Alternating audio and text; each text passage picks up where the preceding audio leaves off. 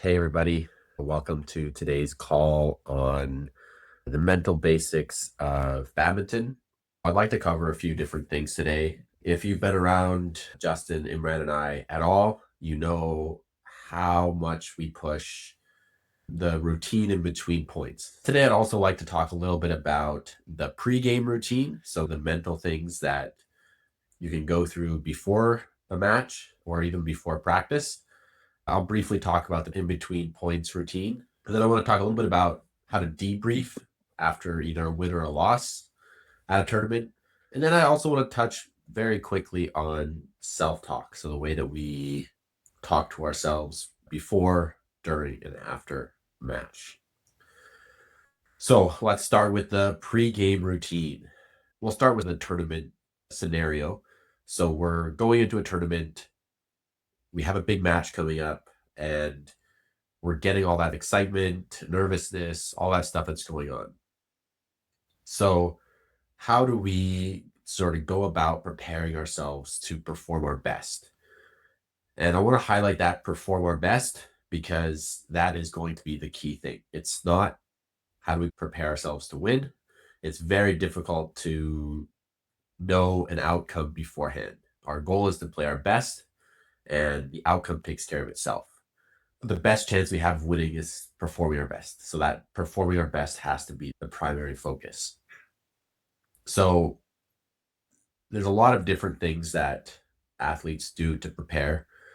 The biggest one is probably visualization.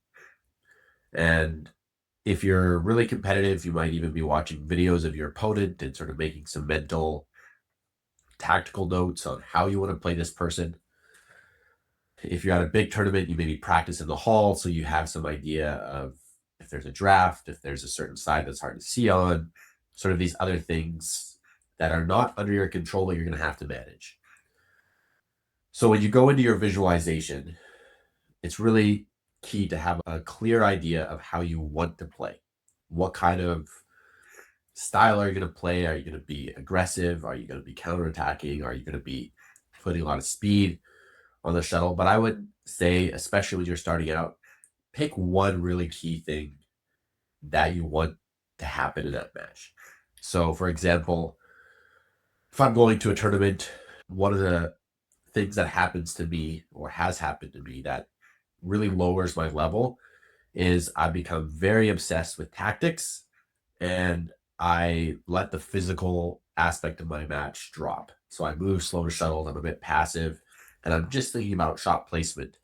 It's very easy, probably because of my personality and the way that I think, it's very easy for me to just be like hyper focused on tactics and like place the shuttle here, place the shuttle there. And then I get outplayed just by pace. I'm not moving to the shuttle fast enough, so I don't have enough options. I'm not posing a big enough threat to my opponent just because I'm not physically being active enough. So when I go into my visualization, I take that one key thing. I need to be physical. I need to get to the shuttle early. I need speed. So when I'm going through my visualization, that's the key thing I'm focused on. I'm exploding out of the center. I'm being patient and then I'm exploding to the next shot. These types of things. So I'm picking something very specific to focus on and to visualize and to really wrap myself up in. One of the mistakes that gets made is that we focus on a lot of things. We want to move fast. We want to think clearly. We want to touch the shuttle in this way. We want to look at this technique. It's too much. We can't focus on that many things. We can't do it during the match, and we can't do it during our visualization either. So pick something clear. As you get better at this, you sort of maybe you can add a second or a third thing, but you definitely don't want a long list of all these things that you want to happen. You want to pick a few key things to visualize and to work through and really build upon. But that visualization can start the night before your match.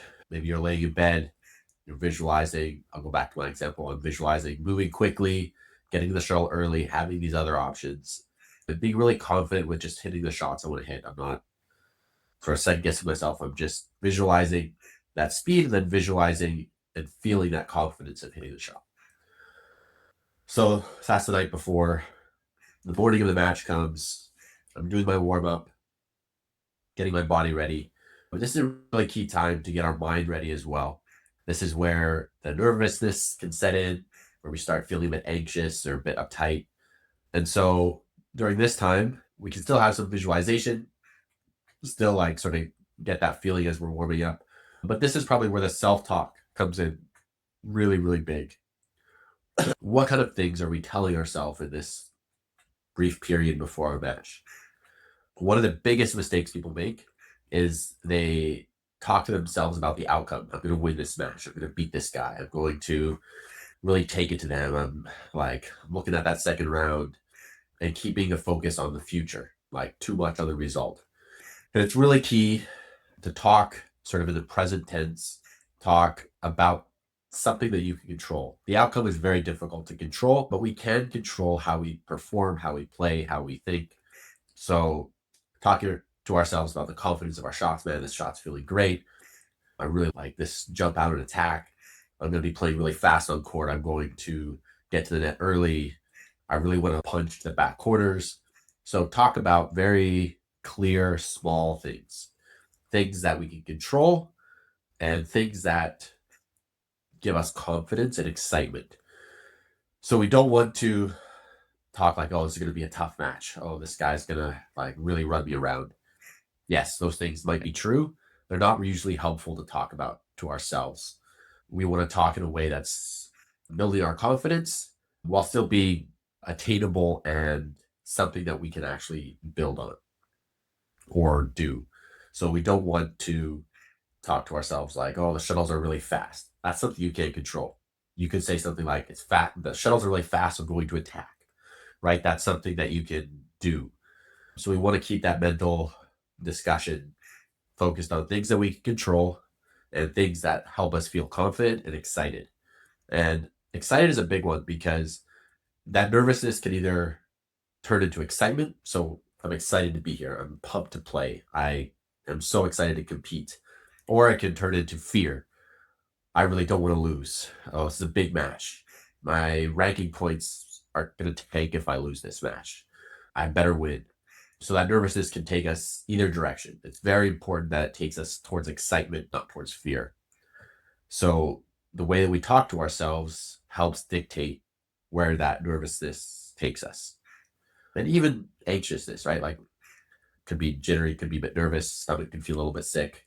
Those are all normal things. And it's okay to embrace that and then build it into excitement because it will happen. Could be your first international tournament, could be your first tournament of the year, it could be a tournament you won last year and it's the first game, so you want to make sure you get the same result. All those things can sort of feed into that anxiousness. And it's really important that we take the result out of it and focus on the excitement and then focus on the things that we can do. I've been fighting a bit of a flu this past week. So it's really important that we talk to ourselves in the right way. And it's also important that we do talk to ourselves. I know that another mistake that's easy to make is just to try to block everything out. And that's usually not helpful either. So talk to ourselves, focus on things that we can do, things that we can control, and things that push us towards excitement, not fear. The sort of pre-point routines with self-talk, if you've been around, you've heard that from us a lot, but it's something that helps us reset every single point. So a point could either bring us into a really big high, like, oh man, I won this point. It was awesome. I hit the craziest shot. Can't believe this. Or it can bring us down low, like, wow, I can't believe I missed that. A terrible mistake. The heck, why did I not get that shuttle? So it can bring us either direction, right? Either way that it brings us, we need some sort of routine. So I like something physical. I like to grab my racket, feel the weight of my racket. I'll spin it, something that's very physical, kinesthetic, something that brings me back to the moment. So it brings me neutral, right? I'm not super hyped. I'm not super down. I bring me back into the middle. And then from that point, when I'm in the moment, I'm feeling my racket, whatever, then I can think about the next point and I can refocus. But it's very hard to jump from excited or frustrated to focused. That's a big jump to make. But excited or disappointed to neutral to focus, that's something we can do. You'll see people scuffing the floor every time, taking the same number of steps forward and backwards. You'll see people hit their leg with their racket or tap their leg with their racket. You'll see a certain number of breaths before the serve. sort of these routines that bring us back into the moment that also help us sort of refocus. It's easy. You lose a point, you win a point, your mind can jump to, oh, I'm winning this match. We need to get away from that and then refocus on the moment of playing well. So those sort of mid-game routines are really, really key. Sorry, mid-point, like between points. So that's something we've discussed a lot. If you want more info, go back to our other videos. But that's basically what it is. Small routine, bring us back to neutral, allows us to refocus on the next point, the next thing we're going to do. During that time, how we talk to ourselves is also really important. It's okay to get really frustrated when we miss a point, as long as we talk ourselves back into neutral and refocus. And it's okay to be super pumped, really excited, as long as we bring ourselves back down to earth and refocus for the next point. You'll often see someone play the most amazing point of their life and then miss a serve or hit a simple shot out because they're still in that moment. They didn't come back to the present. So it's both, whether it's amazing or frustrating, we have to sort of bring ourselves back into the present and refocus. Okay, and then comes the debrief. So the things that we discuss with ourselves or our coach or how we think about a match after it's done. This is a really, really key part of improvement. Maybe not so much of the performance. It doesn't necessarily affect how we're playing in the match, but it does really affect how we go into the next match. So let's first start with winning. So say we won our first match. Now we have a second match to play. Usually these second, third, fourth matches are much easier than the first one because we got all that nervousness out of the way. We're excited. We're pumped that we won. So that sort of situation is probably the easiest way to move forward. Okay, so let's start with we won the match. We have another match coming up. How do we debrief after that first match with ourselves? The first thing that we want to do, if we're still in the tournament, is look at the things that we did well. We're not too worried about the things that went poorly because we need the confidence and we need to keep ourselves like pushing forward. So look at the things that you did really well, the things that worked, and highlight those things. And then you can sort of visualize those, replay those in your mind. Hey, this is working. This is what I'm doing well. The shuttles are really fast, so my stick smashes are deadly right now. I need to keep doing that. But find something very, very clear to grasp onto to take you to the next match. So don't just take the feeling of, wow, I'm playing amazing. That's great. Let's go to the next one. No, pick something very key. My net was feeling really good, and it's setting me up really well to attack from the backcourt. My counterattack is like, it's really working. The shuttles are slow. The haul is big. It's easy to redirect the shuttle. And it's really setting me up to counterattack and push players off of that defense. So that's something very, very clear. Okay, I want to be redirecting the shuttle, and then I want to be speeding up to the next one. That's something that's very achievable and something that you can accomplish. So we want that self-talk to revolve around those types of things that we can actually do, not just the feeling. So we want something very clear to focus on going to the next match.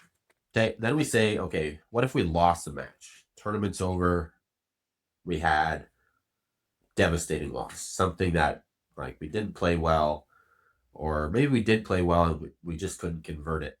Last year, I had quite a few matches that I lost 19 in the third set or an extra points in the third set. And that's really frustrating because I had the match and somehow let it go. So how do we debrief after these things? Tournament's done. What kind of things am I looking at? And how do I stay objective? I want to bring up objective because it's very easy to just go off based off our feelings. Like, man, I felt like I played terrible with no clear reason why and no solution moving forward. So we need to stay objective in these situations. Hopefully you filmed your match. That's the best thing that you can do. But if you didn't film it, you can replay a lot of the points in your mind, the frustrating ones, the good ones, all of that. We want to look over the match and we want to give ourselves 3 things that you did well, 3 things that went poorly. So if you said, okay, these 3 things went well, I warmed up really well, I was physically moving well, and I didn't let the nervousness sort of take hold. So that's what I did really well. But maybe what went poorly is I hit a lot of shots out the back, didn't control the shuttle well. In my depth, So I was hitting out. Maybe I was missing a lot of my attacking shots. Like I was setting myself up, but then I was missing on the attack. Whatever it is, find that. Maybe it's something more like you played quite poorly. You started really slow. It didn't get into the match until late. Then you got into the match. You sort of fought your way back, but it was too late and you lost. So we want to look at why those things happened. So why did something go poorly? Why did I hit out the back so much? And what could I do differently? So you could say, well, I didn't get to practice in the hall and I didn't get to practice with the tournament shuttles. So I was taken by surprise, hit out. Okay, well, what can we do next time? Arrive at the tournament early, go early in the morning, try to hit on the courts. They'll ask what kind of shuttles they're using if they don't give you practice shuttles. Say, hey, what shuttles are you using? Oh, you're using Victor, Master Ace, Speed 76, like, or 78 or whatever. You're like, oh, that's not the speed I practice with. I should either tip my shuttles accordingly or get something similar to hit with. So you could do, okay, maybe in my preparation I could do something differently. Then you could say, okay, maybe I can't do that. So what? So I'm still hitting out. What could I do differently? Well, probably you could play the net more. You could try to play down a bit more and speed up the net so you have more opportunities at the net. So you're really trying to use your speed to come forward instead of play a little bit more counterattack. So you want to find a solution. So what can I do differently next time? And that's a really key thing. Stay objective and then find a solution. So, okay, this went poorly. What am I going to do about it next time? And then you want to look at, okay, what are the things that I did well? I was attacking really well today. Okay, why? I did a really good job of my work. My body was really primed. I was seeing the shuttle well and I was really speeding up into it. Okay, excellent. That's something you want to do again. Maybe you say, man, I was really taking control of the net well. I was exploding out of center. I was really focused. So what led into that? I ate the right foods beforehand. I had a really good night's sleep. I really been practicing my net a lot. And so I was very confident coming forward. Find those things that sort of fed into that moment of doing really well. And then take hold of that. Use that for next time. So making sure that we don't just sort of dwell on the feeling of like, oh, I can't believe I lost that match, or the feeling of like, wow, I won. But looking at the why, what happened beforehand, what happened during that allowed you to play well or not play well. How are we going to fix those things? And this is probably the most important part of the improvement process is learning how to sort of debrief and break things down and say, okay, what went well, what did go well, what am I going to change for next time? Maybe I didn't get to the court early enough and warm up enough. Okay, let's change that for next time. And it could be the same thing in a practice. So all these sort of different routines you can do before practice, during practice, after practice as well. Man, I had a really good practice. What did I do that helped me have a good practice? I had a really poor practice. I was sluggish. I got frustrated easily. What fed into that? I didn't eat before. Maybe I ate a really fatty lunch and now my evening practice, I'm sluggish. Maybe I was up all night playing video games, so I'm just tired. Could be something stupid, something simple. But look back and figure out, okay, what fed into this practice or match or whatever it is that either made it go good or poorly, or some of it good, some of it poorly, what things fed into each part. So taking that time, that doesn't have to take you a long time. For my practices, I like to just sit down after practice. Usually I eat first and then I sit down and I take 5 minutes, write down things that went well, things that went poorly, and what I think affected those things. And that doesn't need to be a long process. If you're practicing many times a day, this can be very short. If you have less practice, you can be a little bit more deliberate, take a little more time. But just take that moment to sort of debrief after each practice, after each tournament, after each match. And that's a really big, easy thing that we can do to help us improve. And the same thing can be true, like if you look at your pre-game routine, pre-practice. Be very clear when you step on into the hall to practice. What are you working on today? Where's your focus going? Is this a day that's going to be really physical? Are you fighting really hard to just reach shuttles? Are you doing a multi? Is this a more tactical practice? Is this a very technical practice?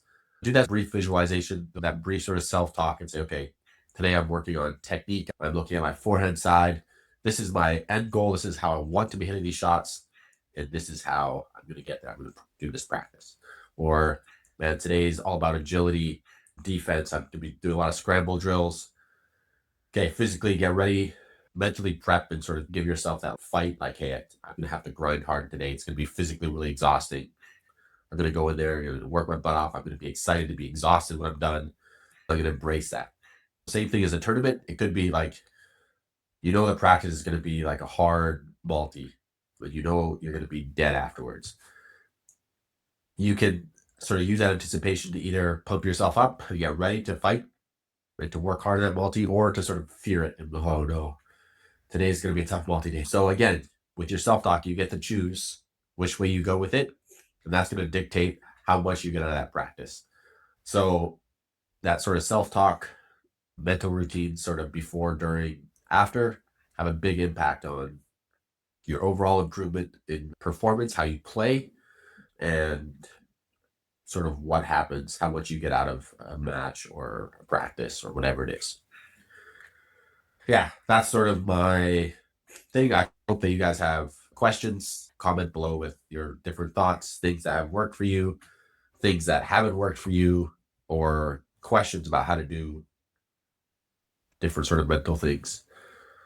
But yeah, let me know, and look forward to hearing from you guys. Cheers.